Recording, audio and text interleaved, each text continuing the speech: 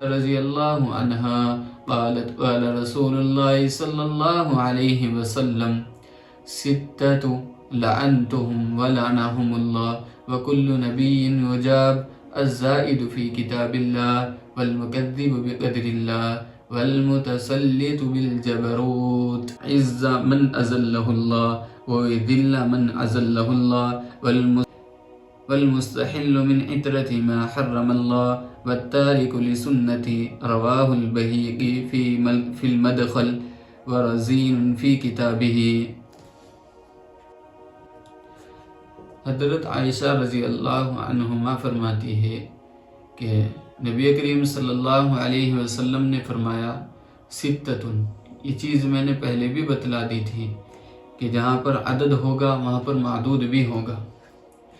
اگر عدد ذکر ہے تو فبیہا، بہت اچھی چیز، اور اگر عدد ذکر نہیں ہے تو اپنی طرف سے نکال لے، یہ مسئلہ چلتا ہے۔ یعنی ستت اشخاص، یعنی 6 لوگ ایسے ہیں، لعنتہم، کہ جن پر میں لعنت کرتا ہوں، ولعنہم اللہ، اور اللہ بھی ان پر لعنت فرماتے ہیں، وکل نبی یجاب، اور ہر نبی کی جو ہے دعا قبول کی جاتی ہے۔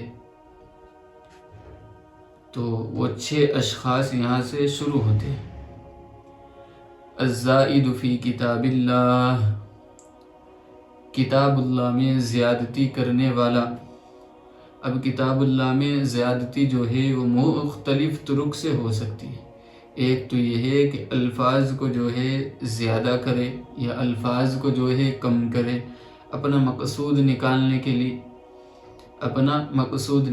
کے لیے، یا پھر یہ ہے معنی میں کوئی تحریف کر دے۔ معنی وہاں پر کچھ اور مراد ہے لیکن کوئی دوسرے معنی مراد لے لے، کوئی دوسری چیز مراد لے اپنے مفاد کے لیے۔ تو بھئی جو شخص قرآن کریم میں تحریف کرے وہ جو ہے دائرہ اسلام سے خارج ہو جاتا ہے۔ اور پھر ایک ہوتی ہے تعویل کرنا۔ تعویل جو ہے وہ قاعدے کے تحت رہ کر کی جاتی ہے۔ قاعدے کے تحت رہ کر کوئی ایسی چیز مراد لینا جو وہاں پر مقصود نہیں ہے، مراد نہیں ہے، کوئی ایسی چیز مراد لینا، تو یہ بھی جو ہے تحریف ہی کے زمرے میں آتی ہے۔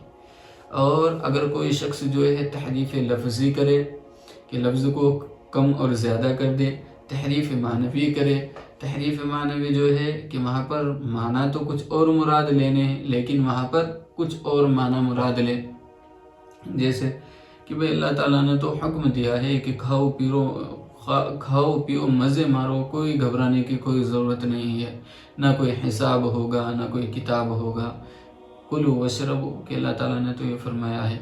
اور پھر فرمایا کہ کوئی شخص جو ہے ایسے ہی معنی مراد لے، ولا تقربوا الصلاۃ، کہ اللہ تعالیٰ نے نماز کے قریب جانے سے منع فرمایا ہے، یا اسی طریقے سے ولا تسألن یومئذ عن النعیم، کہ نعمتوں کے بارے میں آپ سے پوچھا جائے گا۔ اب کوئی شخص جو ہے یہاں پر یہ معنی مراد لے کہ نعیم اس کے بارے میں پوچھا جائے گا کہ آپ نے اس کی اتباع کی ہے یا اتباع نہیں کی ہے، یعنی معنی کچھ اور ہو لیکن ہم جو ہے اور کچھ مراد لیں، کہ اللہ تعالیٰ تو وہاں پر فرمانے کلوا واشربوا کہ کھاؤ، ولا تسرفوا، اور فساد مت مچاؤ، لیکن ہم یہ کہہ رہے ہیں کہ مزے مارو، کوئی گھبرانے کی ضرورت نہیں ہے، بلکہ اللہ تعالیٰ نے تو قرآن کریم میں فرمایا ہے کہ کھاؤ پیو مزے مارو۔ اور اگر کوئی شخص نماز چھوڑ دے تو نماز چھوڑنے والے سے پوچھا جائے کہ بھئی تم نے نماز کیوں نہیں پڑھی ہے، تو وہ کہے کہ ان اللہ غفور الرحیم، کہ اللہ تعالیٰ خوب بخشنے والے ہیں، تو میں نے ایک نماز کو چھوڑ دیا ہے تو کیا غضب ہو گیا۔ یہ ساری چیزیں جو ہے اس طریقے سے ہوتی ہیں۔ تو جو شخص کتاب اللہ کے اندر تحریف کرے وہ دائرہ اسلام سے خارج ہو جاتا ہے، اور نبی کریم صلی اللہ علیہ وسلم نے اس پر لعنت فرمائی ہے۔ اب یہاں پر ایک لعنت عام ہوتی ہے، ایک لعنت خاص ہوتی ہے۔ خاص یہ ہے کہ اللہ تعالیٰ اپنی کسی خصوصی رحمت سے دور، بعد من رحمت الخاص یا البعد من رحمت العام۔ البعد اس میں رحمت خاصہ میں مومن مراد ہوں گے، رحمت اس میں جو ہے کافر مراد ہوں گے، کافر اور مومن دونوں مراد ہوں گے۔ والمکذب بقدر اللہ، اور جو ہے تقدیر کو جھٹلائے، جو شخص جو ہے تقدیر کا انکار کرے تو وہ دائرہ اسلام سے جو ہے خارج ہوگا یا نہیں ہوگا، اس کا حکم جو ہے پہلے بیان کر دیا تھا شروع اس میں ہی کہ بھائی اس پر ایمان لانا جو ہے وہ فرض ہے. جو اس کا انکار کرے کہ بھائی تقدیر کوئی چیز نہیں ہوتی، بلکہ جو ہم یہاں پر کر رہے ہیں وہ ہمارا کیا ہوا ہی ہمارا وہ ہے، سب کچھ یہی ہماری تقدیر ہے. مثلا ہم بازار جاتے ہیں، بازار سے سامان خرید کر لاتے ہیں اور ہم اس کو بیچ دیتے ہیں، پھر اس سے پیسہ کماتے ہیں، تو گویا کہ یہ ہماری محنت ہے، اس میں تقدیر کا کوئی دخل نہیں ہے. تو تقدیر کا انکار بھی جو ہے یہ والمتسلط بالجبروت، اور جو ہے ظالم حکمراں ہو جائے غلبے کے طور پر. لیعز من اذلہ اللہ ویذل من اذلہ اللہ، اور وہ عزت بخشے ان کو جن کو اللہ نے ذلیل کیا ہے، اور ذلیل کرے ان کو جن کو اللہ تعالیٰ نے عزت دی ہے. والمستحل لحرم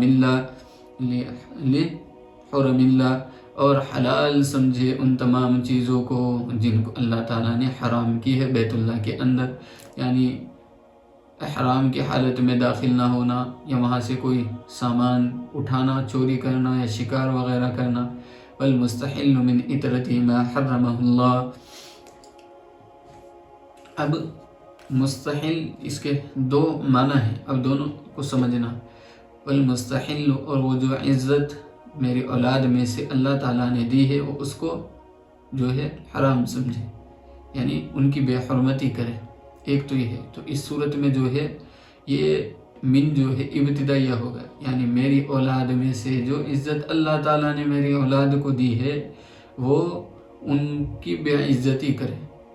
یہ ایک معنی تو یہ ہے. اور دوسرا یہ ہے المستحل ما حرمہ اللہ من عطرتی، من عطرتی کہ حلال سمجھے اس چیز کو جس کو اللہ تعالیٰ نے حرام کیا ہے میری اولاد میں سے، اس پر بھی لعنت، اس پر بھی لعنت. یعنی ایک صورت میں جو ہے یہ فی فضائل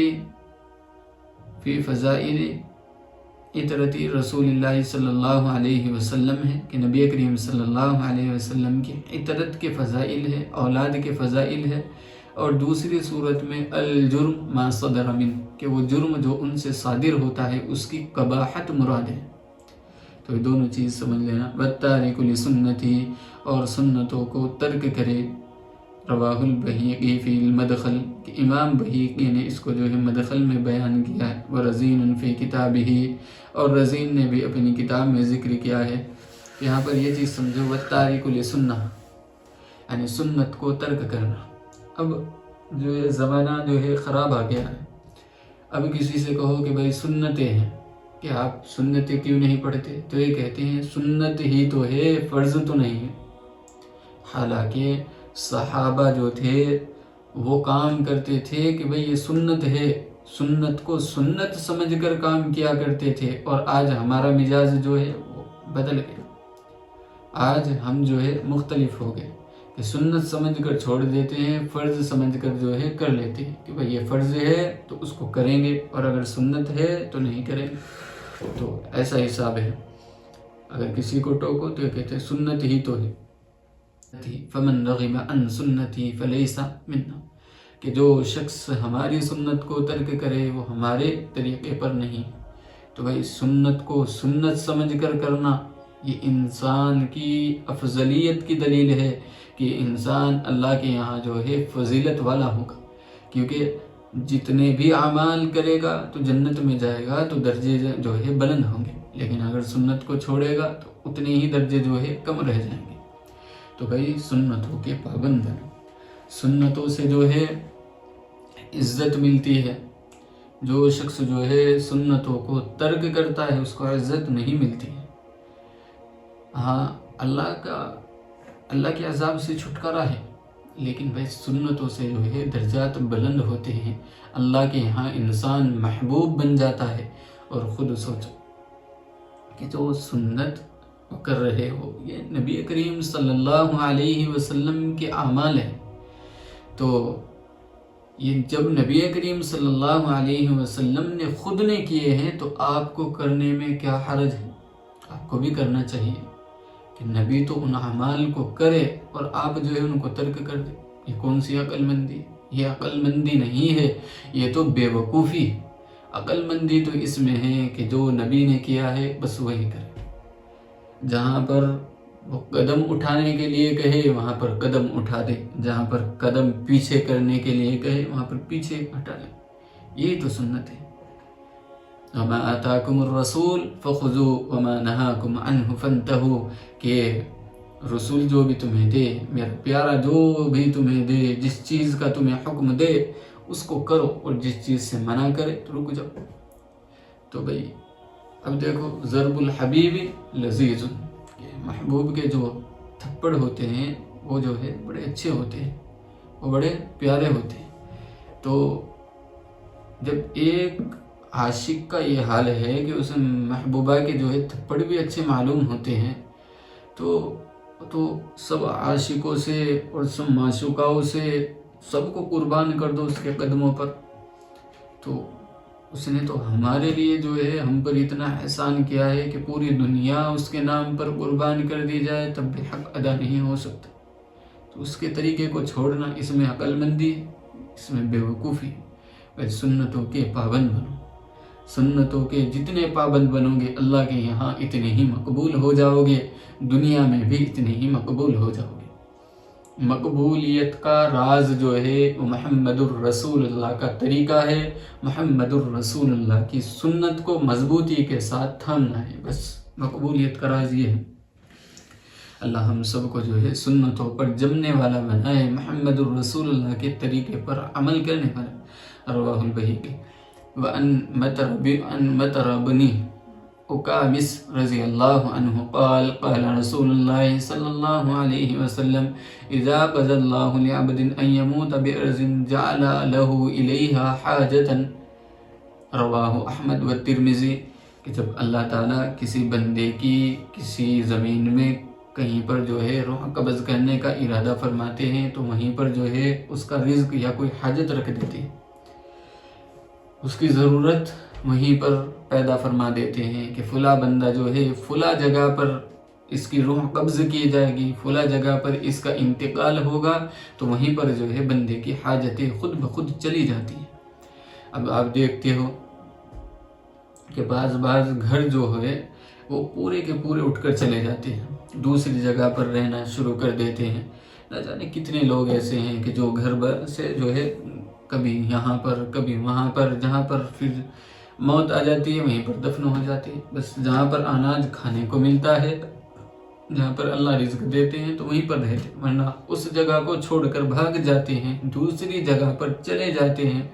جب دوسری جگہ پر جاتے ہیں تو پھر جو ہے وہیں پر جہاں پر انسان رہتا ہے وہیں پر سارے معاملات اس کے ساتھ ہوتے ہیں۔ تو یہی ہے، یعنی وَأَنْ عَائِشَةَ رضی اللہ عنہما قالت قلت یا رسول اللہ ذراری المؤمنین قال من آبائهم فقلت یا رسول اللہ بلا عمل قال اللہ اعلم بما كانوا عاملین قلت فذراری المشرکین قال من آبائهم قلت بلا عمل قال اللہ اعلم بما كانوا عاملین۔